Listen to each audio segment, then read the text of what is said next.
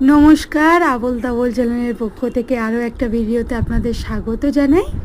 তো কর্তামশাই বাড়িতে ছিল, তো আমার জন্য একটা সারপ্রাইজ গিফট অর্ডার করেছে। তো কি অর্ডার করেছে আমাকে বলেনি। চলুন আমরা আর আপনারা চুপি চুপি দেখে নিই ও কী অর্ডার করেছে।